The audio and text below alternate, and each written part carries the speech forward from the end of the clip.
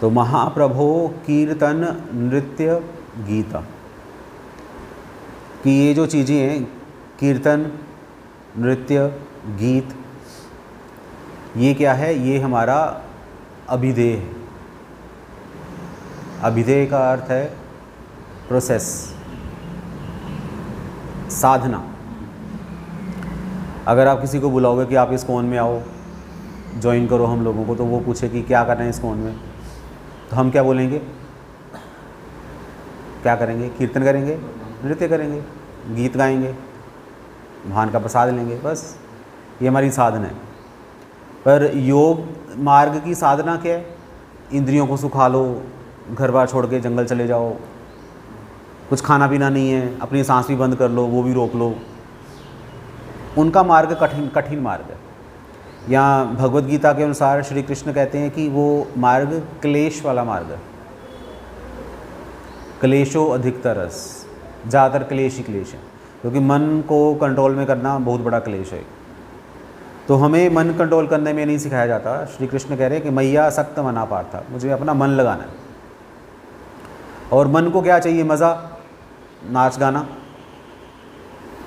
तो हमारे आचार्य कहते हैं कि ठीक है, अगर नाचना गाना ही है तुम्हें तो कृष्ण के लिए नाचो, कृष्ण के लिए गाओ, कृष्ण का कीर्तन करो। तो ये श्लोक हमें क्या कहता है कि महाप्रभो कीर्तन नृत्य गीता वादित्र माद्यान मन सोरसेन। एक एक वर्ड अगर आप मेडिटेट करोगे तो बड़ा इंटरेस्टिंग है, फिलॉसफी से भरा हुआ है। वो क्या है कि महाप्रभु से संबंधित जितनी भी चीज़ें हैं, जैसे कि कीर्तन, नृत्य, गीत, कि हमें जो कीर्तन करना है वो कैसा कीर्तन होना चाहिए?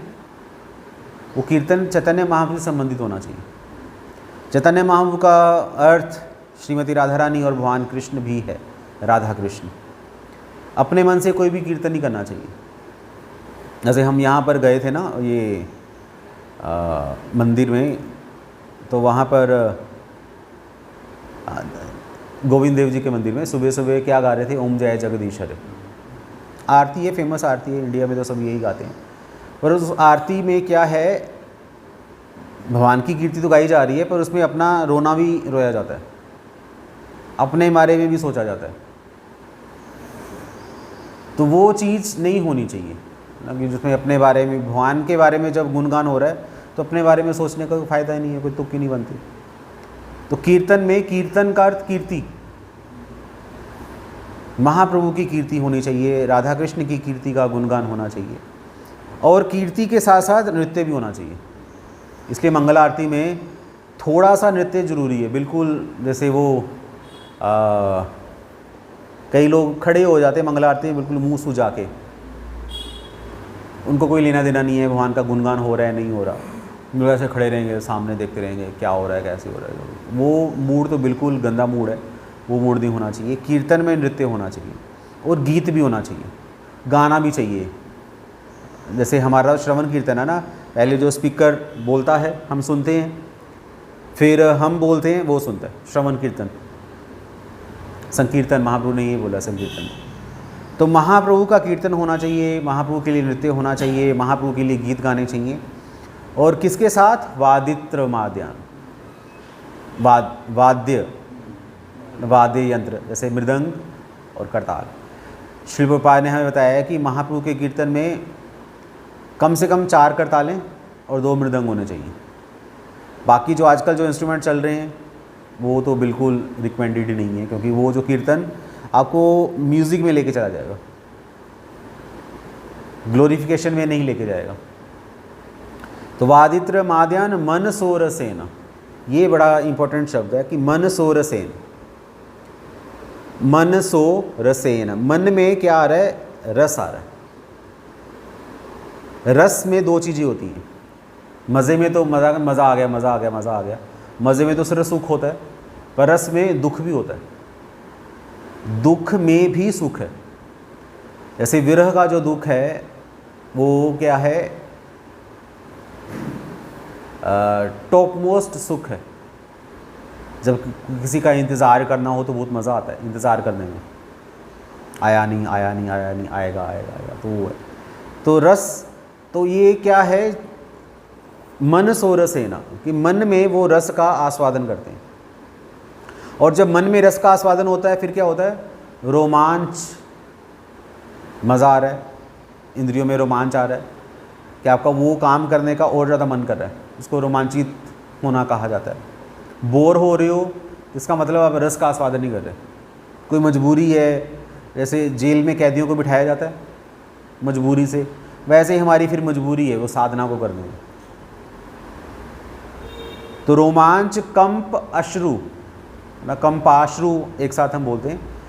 अगर संधि विच्छेद करोगे तो कंप और अश्रु, कंपन होगा, अश्रु आएंगे, तरंग, तरंग भी आएगा कि एक जैसे कहते हैं ना उमंग की तरंग, वो सब चीज़ें।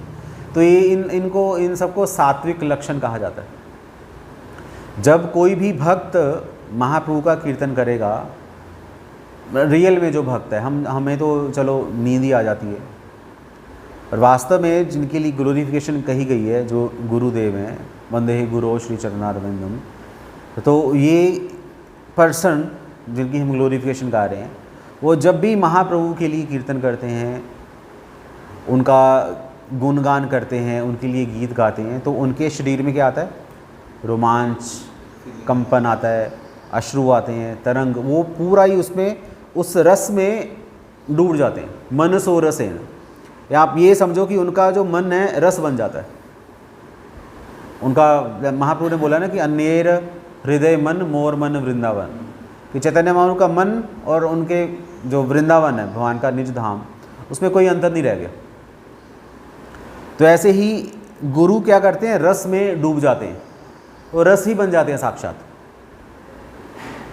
इतनी पावरफुल पर्सनैलिटी है। हम लोग तो चलो दूर दूर तक नहीं पता कि क्या करना है इसको, पर ये जो हमारी साधना का जो प्रोसेस है, जो दूसरा श्लोक हमें, जो हमारी साधना, जो हमें जो अभिधेय बता रहा है, अभिधेय क्या है कि महाप्रभु का कीर्तन करो और महाप्रभु के कीर्तन के जो रस का आस्वादन करो। क्योंकि अगर आपने महाप्रभु के कीर्तन का रस का आस्वादन नहीं किया तो फिर संसार का आस्वादन करना पड़ेगा, संसार हमें अच्छा लगेगा। और जो हमारे गुरुदेव हैं उनको संसार अच्छा लगता है, उनको संसार अच्छा नहीं लगता। वो तो महाप्रभु के कीर्तन में ही उनका मन डूबा हुआ है, यहाँ लगा हुआ है। इसलिए वंदे गुरो श्री चरणारविंदम, इसलिए हम गुरु की सुबह सुबह वंदना करते हैं। हरे कृष्णा। श्रील प्रभुपाद की जय।